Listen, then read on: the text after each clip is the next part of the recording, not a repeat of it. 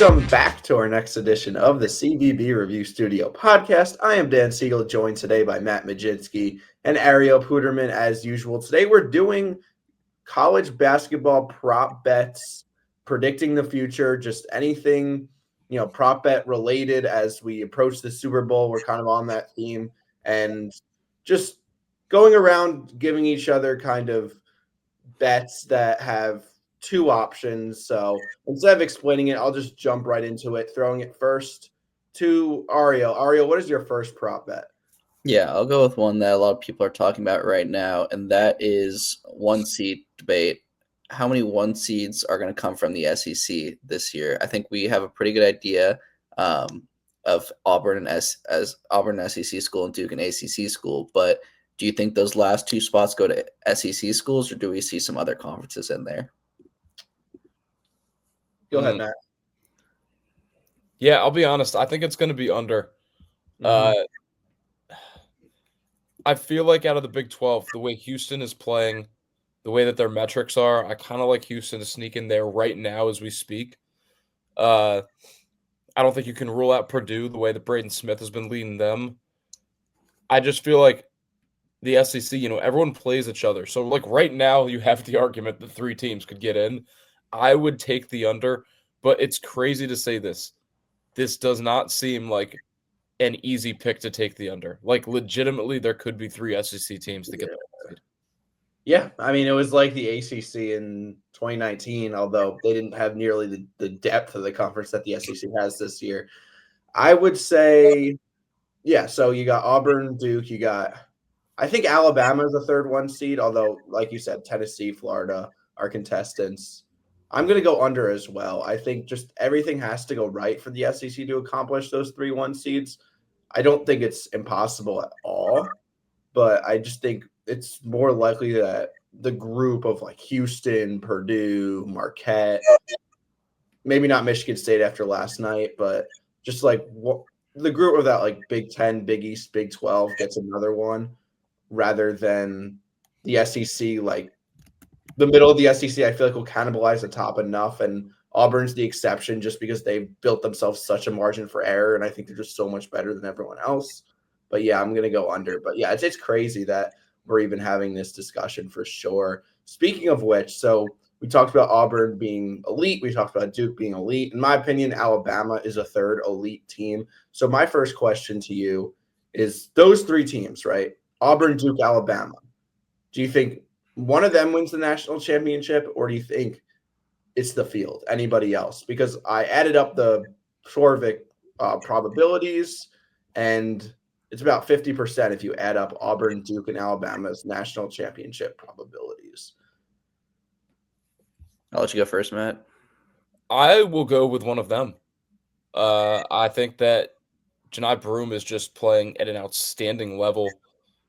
Cooper Flagg is as well. I think that when you look at them, you've got the two best players. You've seen what Alabama's been able to accomplish over the years. You see the strengths of these three teams here is that there's a lot of consistency from one year to the next. So there hasn't been the need to get too much new sets involved, new players involved. There's just a lot of chemistry that went over from year to year, and I think you've seen that from start to finish with these three. You see the depth of these teams. There's just too much to like with these teams. More so just the domination too, right? And maybe less on the Alabama side, but especially with Auburn and Duke, just dominating teams.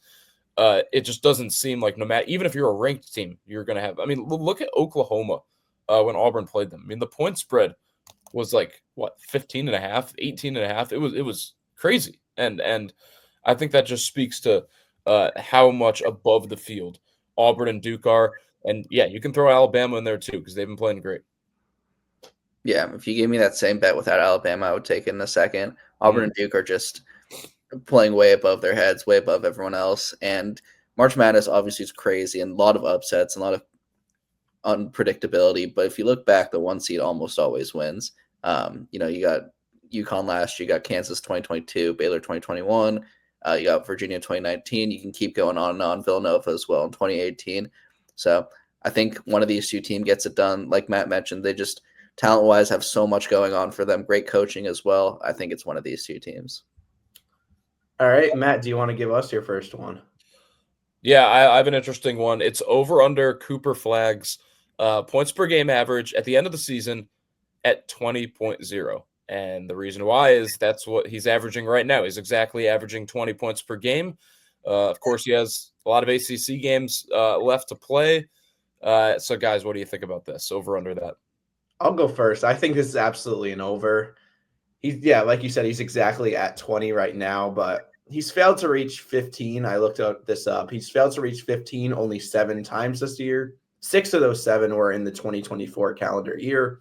What does that indicate? That indicates he's playing his best ball right now, his most relevant ball. He's getting the most shots up in games that occasionally are somewhat close, I guess. So I'm going to go over for sure in this one.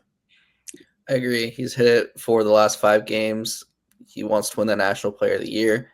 Janai Broom's not going anywhere, so he'll have to keep his foot on the gas. I think he gets it done as well. Yeah, I do agree with you guys. I think he goes over, but I think it's food for thought because he's still got an ACC schedule ahead of him. Still some tough defensive teams on that slate, and we'll see how much Duke is up in these games and decides as we get closer to the tournament if they want to rest him and not risk Cooper Flagg injuring himself before March Madness. But I do agree with you guys, but it's kind of cool that his average is smack dab at 20. All right, Ariel, what's your second one? Yeah, I think this is a fun one. Looking at conferences again, who gets more bids, the SEC on its own or the Big 12, ACC, and WCC combined? I'll start off by saying that in Lenardi's latest bracketology, and Matt, you can tell us if you have it otherwise, he has 13 teams from the SEC in and 14 from those other 3 conferences combined. However, BYU was on the bubble and they just lost. Xavier just won, who was the last team in. So we could be looking at a 13-13 tie right now. So what do you guys think there? I'm going to go over. I've got 7 teams from the Big 12 that I think right now I'd feel pretty safe with. That's Houston, Arizona, Tech, Iowa State, Kansas, BYU, and Baylor, right? Those top 7 teams in the Big 12 I feel pretty safe with. Out of the ACC, I think Duke, obviously, that's an obvious. I think that Clemson's pretty obvious and Louisville's an obvious. I like SMU and either Wake Forest or North Carolina to make it. I do like 5 teams out of the ACC. I know that seems kind of strange because the ACC has been down, but they've got a lot of teams in that, they might not be top 25 worthy, but they're worthy of maybe a 9, 10, or an 11 seed or a 12 seed, depending on how far back, the last 4 in pushes. And then out of the West Coast Conference, I think it's simple. You got Gonzaga and you got St. Mary's. I mean, unless I did my math wrong there, I think that's 14 teams. And, you can argue the SEC 13. You can also argue the SEC might only get 12 if it really doesn't shake in their favor. I think it all depends how other conferences get in, how many bid stealers there are. But I will go, I guess you could say, the small field of those 3 ahead of the SEC. Yeah, I guess we've just kind of been an agreement fest so far because I'm kind of with you here. Let's just be generous and say the SEC is 13. I also think the Big 12 could get 8. So the teams you mentioned, the 7 you mentioned, also like UCF, West Virginia, maybe one of them gets in. I'd say more likely than not one of them gets in. But we'll even be generous to the SEC and say that's only 7. Then I think the ACC, well, I say even they get 4, right? And then the West Coast Conference gets 2. So even like I'm being generous on both ends, it's a tie right now. Like, I mean, the best case scenario for the SEC, the worst case scenario for the Big 12 ACC West Coast Conference, it's a tie. So if I have to kind of choose one, I would choose the Big 12 ACC WCC. As far as the ACC is concerned, I think it's honestly like Duke, Louisville, Clemson, one of SMU, Pitt, UNC as the 4th. Like maybe 2 of them sneak in, but then again, like Clemson and Louisville aren't locks because if they lose a couple more, they lose a couple more games. Like both of them just lost to Georgia Tech. They lose a couple more games, they're already out of the field. So it's an interesting thought. I think it's closer than obviously it should be, especially the ACC having so many teams. But I'm going to agree with Matt. I'm going Big 12 ACC, WCC as getting more. For my next one, we're going to look into Matt's state of Connecticut, and we are going to ask this question. Over under 1.5 schools to win their conference tournament, because there's a lot of good mid-majors. There's also UConn. So the Connecticut schools are in order of Torvik rank: UConn, Yale, Quinnipiac, Central Connecticut, Fairfield, Sacred Heart. So probably want to factor out Fairfield, Sacred Heart. Really, you got UConn, Yale, Quinnipiac, and CCSU. Could two of them win their conference tournaments?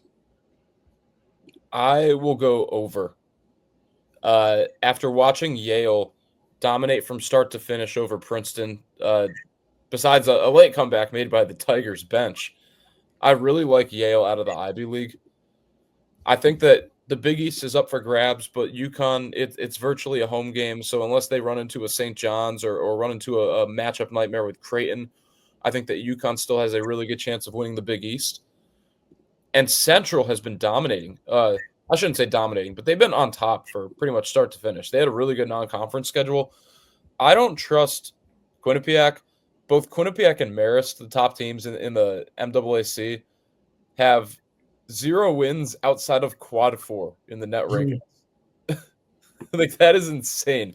But I'll bring you Central Connecticut because I do want to highlight them real quick, and then I'll toss it to you. 16-6, 7-2 in conference. First game of the season, they only lost by 4 to Providence. So I think right off the bat, they had a pretty good showing against the Big East team. I know Providence is what they are.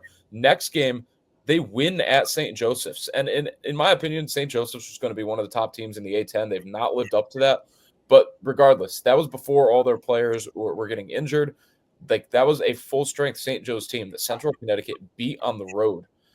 They've had other close games and good finishes. Obviously, in conference, it is what it is. It's not a great conference. But I think going back to those games, I see what they were able to do. They also beat Quinnipiac for what it's worth. So they've picked up some pretty good wins. They've showed their hand. I think that if I were to bet, it'd be Yale and CCSU, but you can't count out UConn too. Yeah. Since we've been agreeing so much, I'll take the under here. I think in the Ivy, I think Princeton goes and wins that one. They have so much talent with Caden Pearson, Xavier Lee. Obviously, last year was a big disappointment in conference play and in the conference tournament.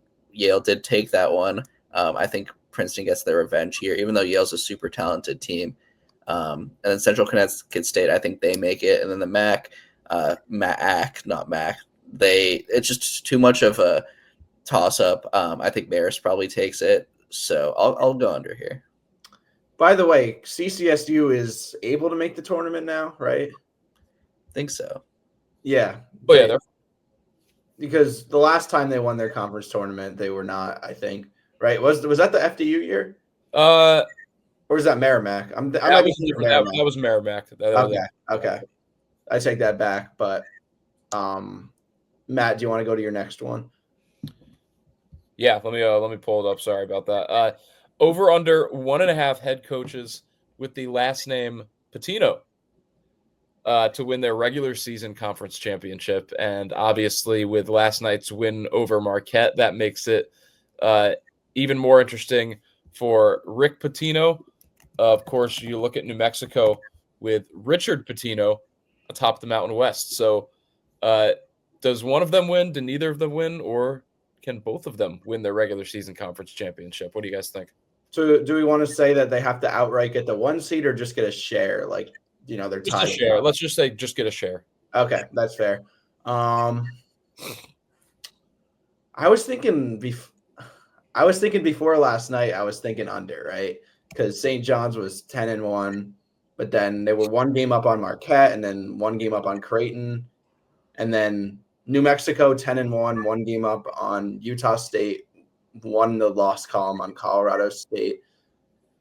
I was thinking like there's more chance than not than that like one of them kind of falls off. I was thinking more New Mexico actually anyway, because New Mexico, I feel like the middle of the Mountain West will beat New Mexico enough, and Utah State I still feel like is a better team, even though they haven't been showing it lately. However, because of how dominant St. John's is now, I think they're 2 games up because of what they did against Marquette last night. I don't think 1 game. Creighton's 9-2. I just don't think Creighton's that good. So I think St. John's is a significantly better team than Creighton. I don't know. I'm gonna have Ariel see if he can convince me either way. Yeah, I'll go over here. Like you said, I was ready to say under, but St. John's got done against Marquette last night. New Mexico, they have the tiebreaker, and I know we talked, it was just a share, but beating Utah State on the road, that's definitely their hardest game ahead of the rest of the season and the rest of the regular season. So I think they take care of business there. Donovan Dent's probably the best player in the country you've never heard of. I mean, he's an unbelievable athlete, unbelievable guard, elite scorer, does a little bit of everything on the court. Really, really a guy that any coach would want to have, and he's really propelled this team to that one overall spot right now in the Mountain West. I agree. I don't think Creighton can pass them. I think Marquette could get hot, and there's a couple games between all those top four teams in the Big East still, where they can kind of pick at each other. But I'll take St. John's just because of that comfortable lead they have over Marquette and UConn, who I think are more legitimate threats to win the conference than Creighton. Yeah. Oh, you go ahead. I was just going to say, I'm looking at New Mexico's schedule right now. If they beat Colorado State in their next game, which is tonight, Wednesday night, I think it's definitely an over. I think they do, though.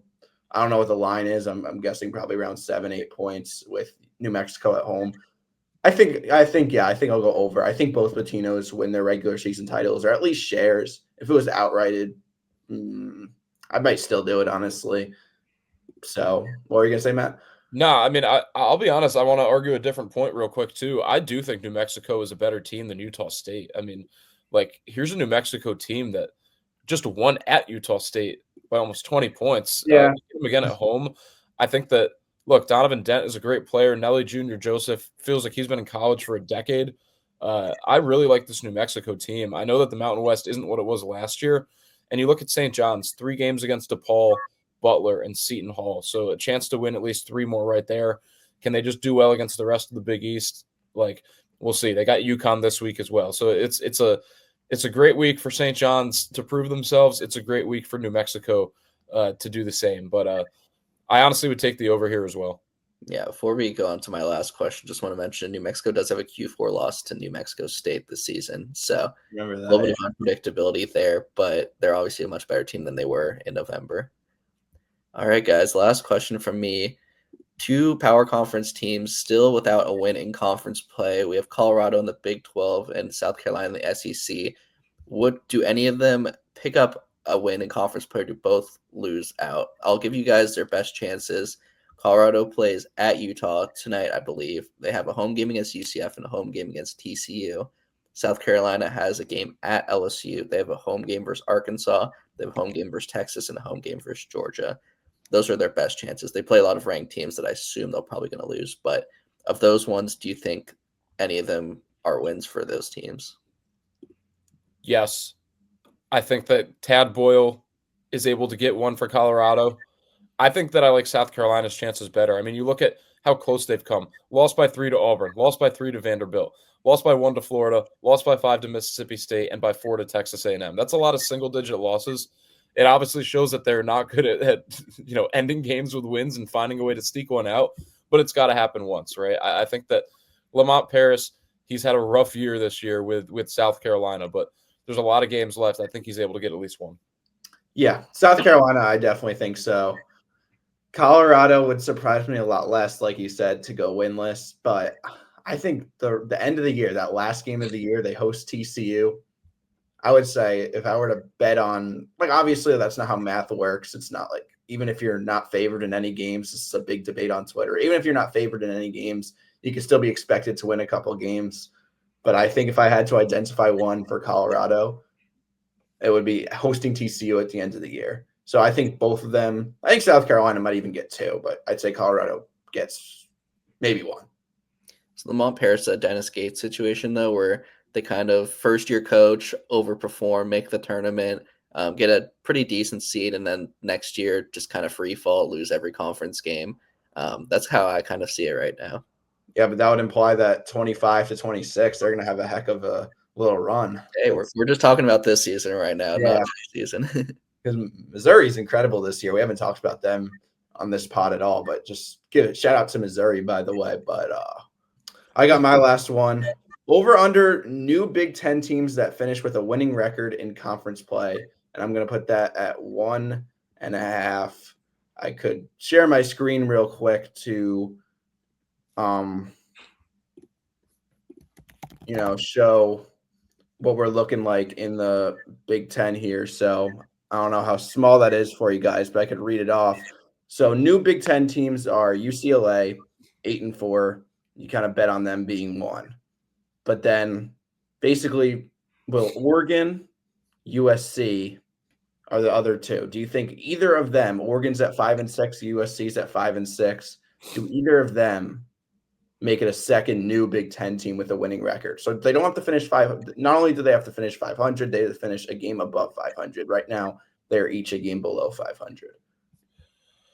I will say over both. I mean, UCLA seems like a given. They still have Penn State, Minnesota, at Northwestern, USC. Like they've got enough wins to definitely finish over.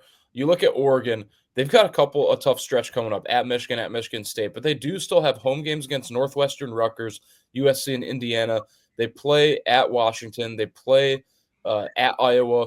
Like they've got a lot of winnable games left on the schedule. So I will go over, but they certainly aren't playing great. I thought this Oregon team was going to be a lot better, and that loss to Nebraska and that loss to Minnesota has me really honestly scared about their tournament hopes, which is another discussion.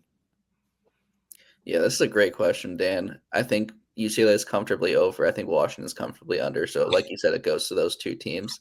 So, looking at Bart Torvik this morning, they project Oregon to win 9.6 games and USC to win 9.3 games. Remember, it's a 20-game conference schedule. So, both of those have them going slightly under, but you could say they go even there.